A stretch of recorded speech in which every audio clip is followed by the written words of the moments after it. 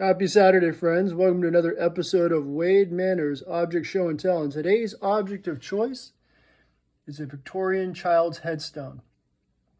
First and foremost, yes, it's perfectly legal to own a headstone in the province of Ontario. This particular headstone was procured in Waterloo at a shop that's been known to sell really weird stuff on occasion. So in regards to the history of Ontario cemeteries, again, this is perfectly legal to own. If a cemetery is formally closed, the owner is required to not only disinter the bodies, but get rid of the stones. So this was probably bought by a dealer and then resold, and that's how it ended up in my hands anyways.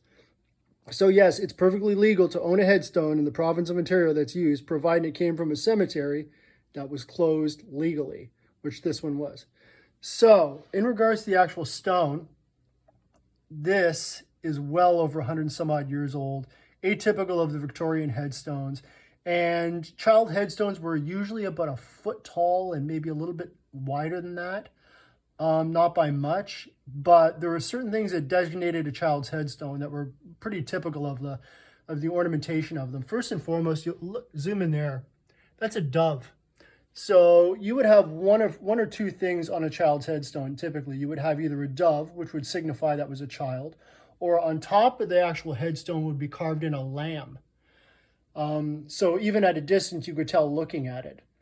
So unfortunately, yes, back in the Victorian times, the mortality rate for children was horrible. Well, let's be honest, the mortality rate generally was horrible, but there was a lot of infant passings. So yeah, that's a child's headstone from the Victorian era.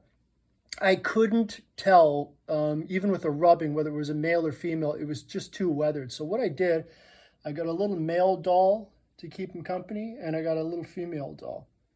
I couldn't tell. I tried rubbing it out and seeing what I could read, but I mean, it's just too weathered. So, and there's Max. Max watches over everybody. So there you go, my friends. That's a history of Victorian child headstones. Sad as it is, but at least it's in a safe place. Happy Saturday, friends. Stay creepy.